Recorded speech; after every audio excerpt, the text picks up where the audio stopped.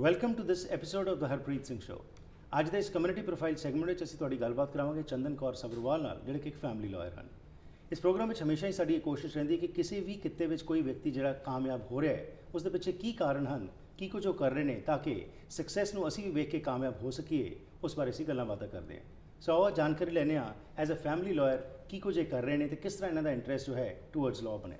ਸਵਾਗਤ ਕਰਦੇ ਹਾਂ ਚੰਦਨ ਕੌਰ ਸਬਰਵਾਲ ਦਾ। Welcome to the programme. Thank you so much. Thank you. So Chandan, ਥੋੜ੍ਹਾ ਜਿਹਾ ਆਪਣਾ ਪਿਛੋਕੜ ਦੱਸੋ, ਕਿਵੇਂ ਤੁਹਾਡਾ ਇੰਟਰਸਟ ਜਿਹੜਾ ਹੈਗਾ ਟੂਵਰਡਸ ਲਾਅ ਆਇਆ? ਜ਼ਰੂਰ। ਲਾਅ ਦੇ ਵਿੱਚ ਸ਼ੁਰੂ ਤੋਂ ਹੀ ਮੇਰੀ ਰੁਚੀ ਸੀ ਜੀ। ਆਈ ਥਿੰਕ ਚੌਥੀ ਜਾਂ ਪੰਜਵੀਂ ਵਿੱਚ ਜਦੋਂ ਸੀਗੀ ਉਦੋਂ ਤੋਂ ਹੀ ਮੇਰਾ ਮਨ ਬਣ ਚੁੱਕਾ ਸੀ ਕਿ ਮੈਂ ਵਕੀਲ ਹੀ ਬਣਨਾ ਜੀ।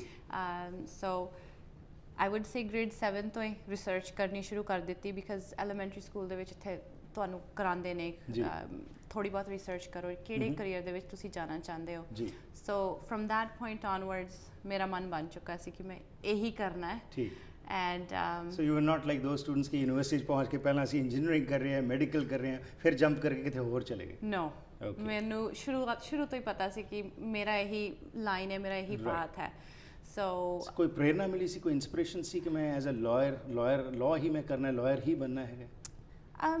I think my parents, mom, dad. ਇੱਕ ਵਾਰੀ I remember, ਅਗਰ ਮੈਂ ਪਿੱਛੇ ਜਾ ਕੇ ਸੋਚਦੀ ਹਾਂ ਤਾਂ ਅਸੀਂ I think mom ਤੇ ਮੈਂ TV ਤੇ ਕੋਈ ਸ਼ੋਅ ਵੇਖ ਰਹੇ ਸੀਗੇ and it was lawyer ਆਪਣੀ ਕਰ ਰਹੇ ਸੀ ਅਦਾਲਤ ਦੇ ਵਿੱਚ argue ਕਰ ਰਹੇ ਸੀ and I saw that ਕਿ mom, wow, ਤਾਂ ਬੜੀ ਅੱਛੀ ਗੱਲ ਹੈ। ਤਾਂ ਮਮ ਨੇ ਕਿਹਾ ਸੀ ਹਾਂ ਤੁਸੀਂ ਵੀ ਪੜ੍ਹੋ ਲਿਖੋ, ਤੁਸੀਂ ਵੀ ਵਕੀਲ ਬਣ ਸਕਦੇ ਹੋ। So from that point onwards I think ਮੇਰੇ ਮਨ ਦੇ ਵਿੱਚ ਬਣ ਚੁੱਕਾ ਸੀ ਕਿ ਅਗਰ ਮੈਂ ਕਮਿਊਨਿਟੀ ਦੇ ਵਿੱਚ ਜਾਂ ਲੋਕਾਂ ਦੀ ਮਦਦ ਕਰਨ ਵਾਸਤੇ ਇਹ ਵੀ ਇੱਕ ਰਾਹ ਹੈ। ਸੋ ਹੌਲੀ ਹੌਲੀ ਐਜ਼ ਆਈ ਗਾਟ ਓਲਡਰ ਹੋਰ ਰਿਸਰਚ ਕਰਕੇ ਕਿੱਤੇ ਬਾਰੇ ਜਦੋਂ ਪਤਾ ਲੱਗਾ ਮੇਰਾ ਹੋਰ ਮਨ ਪੱਕਾ ਬਣ ਗਿਆ ਕਿ this is it. So UBC ਤੋਂ ਤੁਸੀਂ ਕੀਤੀ ਜੀ? ਜੀ, ਮੈਂ ਆਪਣੀ ਪਹਿਲਾਂ ਬੈਚਲਰ ਡਿਗਰੀ ਵੀ UBC ਤੋਂ ਹੀ ਕੀਤੀ। I did I was in history, I majored in history, ਤੇ ਉਸ ਤੋਂ ਬਾਅਦ ਫਿਰ law school we I did in UBC. So law school ਦੇ ਬਾਰੇ ਥੋੜ੍ਹਾ ਜਿਹਾ ਸਾਡੇ ਦੱਸੋ, ਜਿਹੜੇ ਦਰਸ਼ਕ ਅੱਜ ਪ੍ਰੋਗਰਾਮ ਦੇਖ ਰਹੇ ਨੇ ਆਪਣੇ ਬੱਚਿਆਂ ਨੂੰ ਚਾਹੁੰਦੇ ਨੇ ਇਸ ਪਾਸੇ ਪਾਉਣਾ, ਇਹ ਕੀ ਪ੍ਰੋਸੀਜਰ ਕੀ ਹੁੰਦਾ ਹੈ? Is it a tough procedure? ਸਾਰਿਆਂ ਨੂੰ ਮਿਲ ਜਾਂਦੀ ਹੈ law school ਦੇ ਵਿੱਚ ਐਂਟਰੀ, ਜਾਂ ਇਹਦੇ ਵਾਸਤੇ ਵੀ ਕੋਈ ਟੈਸਟ ਵਗੈਰਾ ਹੁੰਦੇ ਨੇ? There are. ਸੋ ਪਹਿਲਾਂ ਤਾਂ ਉਹਨਾਂ ਨੇ ਤੁਹਾਡੀ ਟ੍ਰਾਂਸਕ੍ਰਿਪਟਸ ਦੇਖਣੀਆਂ, ਤੁਹਾਡੀ ਗ੍ਰੇਡਸ ਕਿਹੋ ਜਿਹੀਆਂ ਨੇ ਜੀ, ਐਂਡ ਦੈਨ ਐਂਟਰੈਂਸ ਦਾ ਇੱਕ ਟੈਸਟ ਹੁੰਦਾ ਹੈ, ਉਹਨੂੰ LSAT ਕਹਿੰਦੇ ਨੇ। ਇਹਦੀ ਤਿਆਰੀ ਆਈ ਵੁੱਡ ਸੇ ਅਗਰ ਕੋਈ ਲਾਅ ਦੇ ਵਿੱਚ ਜਾਣਾ ਚਾਹੁੰਦਾ ਹੈ ਤੇ ਇਹਦੀ ਤਿਆਰੀ ਆਪਣੀ ਜਦੋਂ ਤੁਸੀਂ ਸੈਕਿੰਡ ਈਅਰ ਯੂਨੀਵਰਸਿਟੀ ਦੇ ਵਿੱਚ ਹੋ then start finding out LSAT ਬਾਰੇ। ਇਹਦੇ ਬਾਰੇ ਕੋਚਿੰਗ ਕਲਾਸਿਸ ਵੀ ਹੁੰਦੀਆਂ ਨੇ, ਉਹ ਵੀ ਲੈ ਸਕਦੇ ਨੇ। ਅਦਰਵਾਈਜ਼ ਦੇਅਰਸ ਬੁੱਕਸ ਜਿਨ੍ਹਾਂ ਦੇ ਵਿੱਚ ਸੈਂਪਲ LSAT ਹੁੰਦੇ ਨੇ। ਮੈਂ ਬਹੁਤ ਸਟਾਰਟ ਪ੍ਰੀਪੇਅਰਿੰਗ। ਓਕੇ। ਅੱਛਾ, ਲਾਅ ਸਕੂਲ ਤੋਂ ਜਦੋਂ ਤੁਸੀਂ ਡਿਗਰੀ ਲੈ ਲੈਂਦੇ ਹੋ ਕਿੰਨੇ ਸਾਲਾਂ ਦੀ ਹੁੰਦੀ ਹੈ? 4 ਸਾਲਾਂ ਬਾਅਦ ਮਿਲਦੀ ਹੈ ਜੀ? 3 ਸਾਲ। 3 ਸਾਲ ਦੀ ਡਿਗਰੀ ਤੋਂ ਬਾਅਦ ਤੁਸੀਂ ਐਜ਼ ਅ ਪ੍ਰੈਕਟੀਸ਼ਨਰ ਤੁਸੀਂ ਆ ਕੇ ਬਾਹਰ ਕਰ ਸਕਦੇ ਹੋ, ਜਾਂ ਫਿਰ ਕੀ ਕਰਨਾ ਪੈਂਦਾ? ਨੋ। ਸੋ 3 ਸਾਲ ਦੀ ਡਿਗਰੀ ਕਰਕੇ ਫਿਰ ਤੁਹਾਨੂੰ ਆਰਟੀਕਲਸ ਲੱਭਣੇ ਪੈਂਦੇ ਆ। ਆਰਟੀਕਲਸ ਮਾਨੇ ਕਿਸੇ ਵਕੀਲ ਦੇ ਕੋਈ ਸੀਨੀਅਰ ਵਕੀਲ ਹੈ ਉਹਦੇ ਨਾਲ ਤੁਸੀਂ ਕੰਮ ਕਰਨਾ ਹੈ, ਉਹਦੇ ਤੋਂ ਸਿੱਖਣਾ ਹੈ ਜੀ, ਐਂਡ ਫਿਰ ਤੁਸੀਂ PLTC ਕੋਰਸ ਕਹਿੰਦੇ ਆ ਉਹਨੂੰ, it's through the law society. ਉਹ ਕੋਰਸ ਲੈ ਕੇ ਦੈਨ ਫਿਰ ਬਾਰ ਐਗਜ਼ਾਮ ਉਹਨੂੰ ਕਹਿੰਦੇ ਨੇ।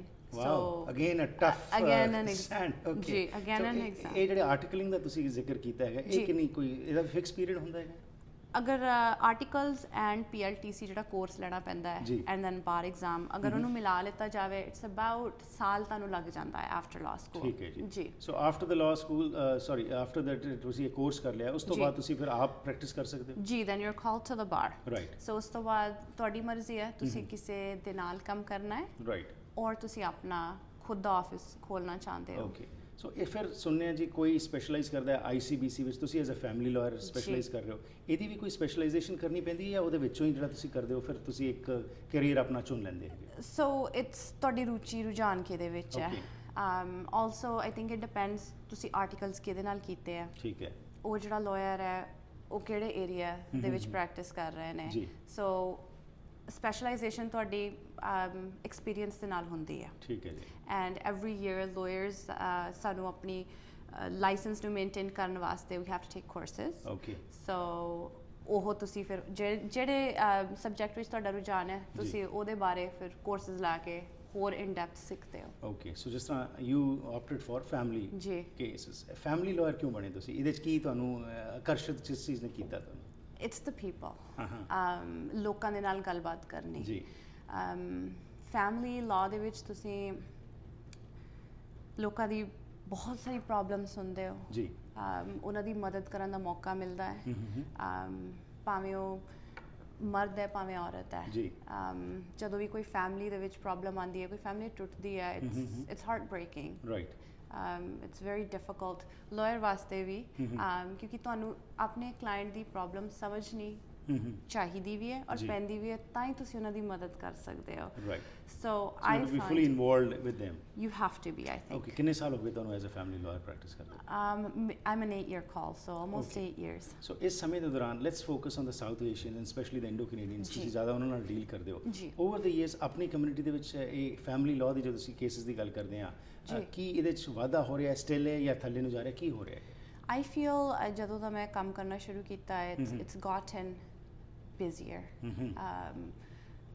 ਹੋਰ ਫੈਮਿਲੀ ਲਾਅ ਦੇ ਕੇਸਿਸ ਜਿਹੜੇ ਆ ਉਹ ਆ ਰਹੇ ਨੇ ਆਈ ਫੀਲ ਵਾਧਾ ਹੋ ਰਿਹਾ ਰੀਜ਼ਨ ਕੀ ਹੈਗਾ ਜ਼ਿਆਦਾਤਰ ਜਨਰਲਾਈਜ਼ ਟਰਮਸ ਅਸੀਂ ਗੱਲ ਕਰਾਂਗੇ ਕਿ ਕੀ ਕਾਰਨ ਆ ਰਹੇ ਨੇ ਕੀ is it that individualistic approach towards life woman considers ਕਿ ਵੀ ਮੈਂ ਤਾਂ ਆਪ ਕਮਾ ਰਹੀ ਹੈਗੀ ਆ ਮੈਂ ਕਿਉਂ ਕਿਸੇ ਦੀ ਸੁਣਾ ਐਡਜਸਟਮੈਂਟ ਦਾ ਉਹ ਮਾਦਾ ਜਿਹੜਾ ਸੀ ਉਹ ਘਟਦਾ ਜਾ ਰਿਹਾ ਹੈ ਜਾਂ ਹੋਰ ਕੋਈ ਕਾਰਨ ਹੈਗੇ I think it's hard to generalize but I think as a generation like my generation compared to let's say one generation ago my parents or grandparents ਸਾਡਾ ਜਿਹੜਾ tolerance level ਆ patience ਆ ਉਹ ਘਟ ਗਿਆ ਹੈ and I think that leads to a lot of problems in people and I think in our community ਆਪਣੀ community ਦੇ ਵਿੱਚ unfortunately ਜਾਂ fortunately ਕਹਿ ਲਓ advantages ਵੀ ਨੇ disadvantages ਵੀ ਨੇ but ਤੁਸੀਂ ਇੱਕ ਆਦਮੀ ਜਾਂ ਔਰਤ ਦੇ ਨਾਲ ਨਹੀਂ ਵਿਆਹ ਕਰਵਾਉਂਦੇ ਪੂਰੇ ਪਰਿਵਾਰਾਂ ਦੇ ਪਰਿਵਾਰ ਹੁੰਦੇ ਨੇ ਜੀ so sometimes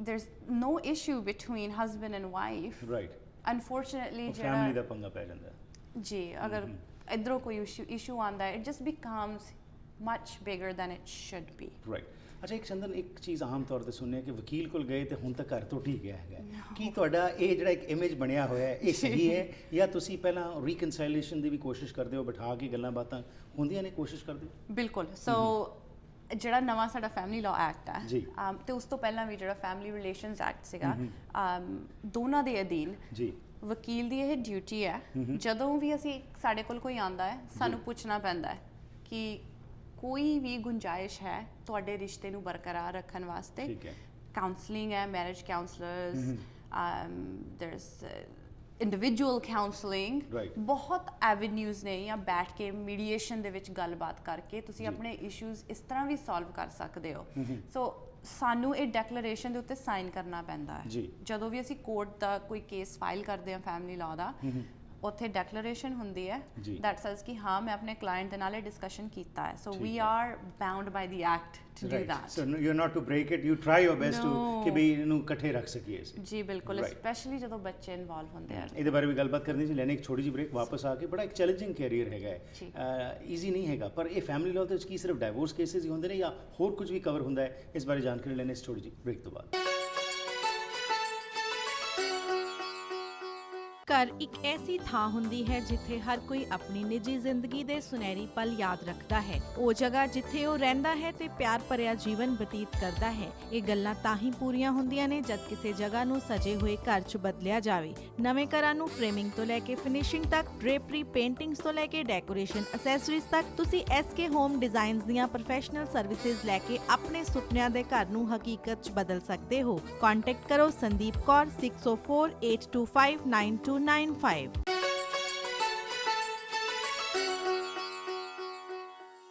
Once again, welcome back to the program. ਮੇਰਾ ਸਾਥ ਦੇ ਰਹੇ ਨੇ ਚੰਦਨ ਕੌਰ ਸਬਰਵਾਲ ਜਿਹੜੇ ਕਿ ਇੱਕ ਫੈਮਿਲੀ ਲਾਇਰ ਨੇ ਜਿਸ ਤਰ੍ਹਾਂ ਨੇ ਬ੍ਰੇਕ ਤੋਂ ਪਹਿਲਾਂ ਜੋ ਜਾਣਕਾਰੀ ਦਿੱਤੀ ਹੈ ਕਿ ਲਾਅ ਸਕੂਲ ਕੀ ਹੁੰਦਾ ਹੈ ਕਿਸ ਤਰ੍ਹਾਂ ਜੇਕਰ ਕੋਈ ਵਿਦਿਆਰਥੀ ਇਸ ਪਾਸੇ ਆਉਣਾ ਚਾਹੀਦਾ ਹੈ ਉਸ ਨੂੰ ਕੀ ਕਰਨ ਦੀ ਲੋੜ ਹੁੰਦੀ ਹੈ ਤੇ ਨਾਲ ਹੀ ਫੈਮਿਲੀ ਲਾਅ ਦੇ ਵਿੱਚ ਕੀ ਕੁਝ ਕਵਰ ਹੁੰਦਾ ਹੈ ਉਸ ਸੰਬੰਧ ਵਿੱਚ ਹੋਰ ਜਾਣਕਾਰੀ ਲੈਣੇ ਜੀ ਸੋ ਤੁਸੀਂ ਕਿਹਾ ਜੀ ਕਿ ਅਸੀਂ ਕੋਸ਼ਿਸ਼ ਕਰਦੇ ਹਾਂ ਬਿਠਾ ਕੇ ਰੀਕਨਸਿਲੇਸ਼ਨ ਹੋ ਜਾਏ ਤੇ ਬਹੁਤ ਵਧੀਆ ਗੱਲ ਹੈ, ਨਹੀਂ ਤਾਂ ਫਿਰ ਕੋਰਟ ਦੇ ਵਿੱਚ ਕੇਸ ਚਲੇ ਜਾਂਦਾ ਹੈਗਾ। ਅੱਛਾ, ਇਹ ਕੀ ਪ੍ਰੋਸੈਸ ਹੁੰਦਾ, ਇਹਦਾ ਵੀ ਕੋਈ ਸੀਮਤ ਸਮਾਂ ਹੈਗਾ ਜਾਂ ਇਟ ਕੈਨ ਕੰਟੀਨਿਊ ਔਰ drag for years? It can continue. ਕਈ ਕੇਸ ਨੇ ਉਹ ਸਾਲਾਂ ਬੱਧੀ ਚੱਲਦੇ ਨੇ, ਓਕੇ, ਕਈ ਉਸ ਤੋਂ ਘੱਟ ਚੱਲਦੇ ਨੇ। ਜੀ। ਅਗੇਨ ਡਿਪੈਂਡਸ ਦੋਨੋਂ ਪਾਰਟੀਜ਼ ਤੇ, ਉਹਨਾਂ ਦਾ ਕੀ ਪੋਜੀਸ਼ਨਸ ਨੇ ਜੀ, ਤੇ ਉਹ ਕੀ ਚਾਹੁੰਦੇ ਨੇ। ਕਈ ਕੇਸਿਸ ਦੇ ਵਿੱਚ ਉਹਨਾਂ ਦੀ ਪੋਜੀਸ਼ਨਸ ਹੀ ਇੰਨੀ ਦੂਰ ਹੁੰਦੀਆਂ ਨੇ ਕਿ ਟਰਾਇਲ ਤੇ ਜਾਣਾ ਉਸ ਤੋਂ ਸਿਵਾਏ ਕੋਈ ਹੋਰ ਚਾਰਾ ਨਹੀਂ ਹੈ, ਕਿਉਂਕਿ ਉਹਨਾਂ ਨੂੰ ਇੱਕ ਜੱਜ ਦੀ ਜ਼ਰੂਰਤ ਹੈ ਕਿ ਜੱਜ ਸਾਡੀ ਗੱਲਾਂ ਸੁਣ ਕੇ ਡਿਸੀਜਨ ਦੇ। ਐਂਡ ਟਰਾਇਲ ਡੇਟਸ ਅਨਫੋਰਚੂਨੇਟਲੀ ਕਿਉਂਕਿ ਲਾਇਰਸ ਦੀ ਅਵੇਲੇਬਿਲਿਟੀ ਵੀ ਵੇਖਣੀ ਪੈਂਦੀ ਹੈ, ਕੋਰਟ ਦੀ ਅਵੇਲੇਬਿਲਿਟੀ ਵੀ ਦੇਖਣੀ ਪੈਂਦੀ ਹੈ। ਯੂ ਆਰ ਲੁਕਿੰਗ ਐਟ, ਅਗਰ ਅਸੀਂ ਅੱਜ ਦੀ ਡੇਟ ਦੇ ਵਿੱਚ ਹੁਣ ਟਰਾਇਲ ਦੀ ਡੇਟ ਸੈੱਟ ਕਰੀਏ then you are looking a year down the line. Okay, so ਕੀ ਇਹਦੇ 'ਚ ਡਾਈਵੋਰਸ ਕੇਸਿਸ ਹੀ ਫੈਮਿਲੀ ਲਾਅ ਦੇ ਅੰਡਰ ਆਉਂਦੇ ਨੇ ਜਾਂ ਹੋਰ ਵੀ ਪ੍ਰਵਿਊ ਜਿਹੜਾ ਹੈਗਾ ਤੁਹਾਡਾ ਕੀ ਹੈਗਾ?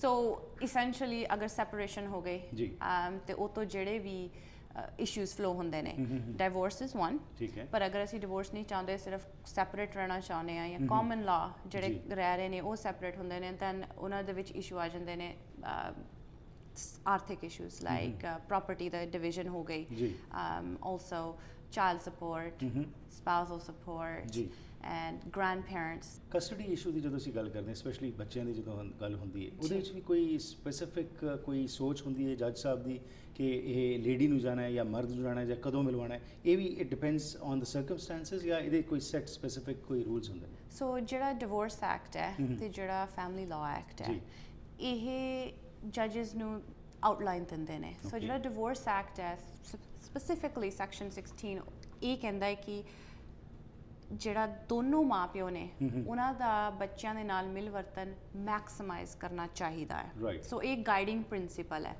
ਬਟ ਹਰੇਕ ਕੇਸ ਦੇ ਸਰਕਮਸਟੈਂਸਿਸ ਡਿਫਰੈਂਟ ਹੁੰਦੇ ਨੇ। ਸੋ ਦ ਗਾਈਡਿੰਗ ਪ੍ਰਿੰਸੀਪਲ ਇਜ਼, ਐਂਡ ਜਿਹੜੀ ਸੋਚ ਹੈ ਜੱਜਸ ਦੀ, ਜੁਡੀਸ਼ੀਅਰੀ ਦੀ, ਉਹ ਇਹ ਹੈ ਕਿ ਬੱਚਿਆਂ ਨੂੰ ਦੋਨੋਂ ਮਾਂ ਪਿਓ ਦੀ ਜ਼ਰੂਰਤ ਹੈ, ਅਨਲੈਸ ਕੋਈ ਸੇਫਟੀ ਰਿਸਕ ਹੈ ਜਾਂ ਬੱਚੇ ਦੀ ਕਿਸੇ ਵੀ ਤਰ੍ਹਾਂ ਦੀ ਉਹਦੀ ਵੈਲਬੀਇੰਗ ਤੇ ਕੋਈ ਮਾੜਾ ਅਸਰ ਪਏਗਾ। ਤੁਸੀਂ ਆਪਣੀ ਪੂਰੀ ਕੋਸ਼ਿਸ਼ ਕੀਤੀ ਸੋਲਵ ਕਰਨ ਲਈ, ਜੱਜ ਦੇ ਸਾਹਮਣੇ ਕੇਸ ਚਲੇ ਗਿਆ, ਉੱਥੇ ਵੀ ਗੱਲਾਂ ਬਾਤਾਂ ਦੇ ਰਾਹੀਂ ਸਮਾਂ ਬੀਤਦਾ ਜਾ ਰਿਹਾ, ਪਰ ਸਪਾਊਸਸ ਦੇ ਵਿਚਕਾਰ ਕੋਈ ਐਸੀ ਵਿੱਚ ਪੈ ਕੇ ਕੋਈ ਗੱਲ ਕਰਾਉਣਾ ਚਾਹੇ ਕਿ ਚਲੋ ਹੁਣ ਸੈਟਲ ਹੋਣ ਦੇ ਚਾਂਸਸ ਨੇ, ਕੀ ਉਹ ਵਿਡਰਾ ਕਰ ਸਕਦੇ ਨੇ ਤੇ ਕੀ ਬੈਠ ਕੇ ਆਊਟਸਾਈਡ ਦ ਕੋਰਟ ਉਸ ਟਾਈਮ ਸੈਟਲਮੈਂਟ ਹੋ ਸਕਦੀ? Yes, okay, at any point. Okay, ਕਿਸੇ ਵੀ ਪੁਆਇੰਟ ਤੇ ਕੇਸ ਸ਼ੁਰੂ ਕਰ ਦਿੱਤਾ ਹੈ, ਰਾਈਟ, ਤੁਸੀਂ ਕਦੀ ਵੀ ਆਪਣੇ ਵਕੀਲ ਨੂੰ ਕਹਿ ਸਕਦੇ ਹੋ ਕਿ ਈਦਰ ਮੈਂ 4-way ਮੀਟਿੰਗ ਕਰਨੀ ਹੈ, ਮੈਂ ਨੈਗੋਸ਼ੀਏਸ਼ਨ ਕਰਨੀ ਹੈ, ਤੁਸੀਂ ਆਫਰ ਦਿਓ ਤੇ ਉਧਰੋਂ ਫਿਰ ਕਾਊਂਟਰ ਆਫਰ ਆਏਗੀ, ਜਾਂ ਤੁਸੀਂ ਮੀਡੀਏਸ਼ਨ ਕਰ ਸਕਦੇ ਹੋ ਐਟ ਐਨੀ ਪੁਆਇੰਟ। ਔਰ ਇਨ ਦ ਲੋਅਰ ਮੇਨਲੈਂਡ ਅਸੀਂ ਬਹੁਤ ਫੋਰਚੂਨੇਟ ਆ, ਸਾਡੇ ਕੋਲ ਬਹੁਤ ਅੱਛੇ ਮੀਡੀਏਟਰਸ ਨੇ। ਠੀਕ ਹੈ,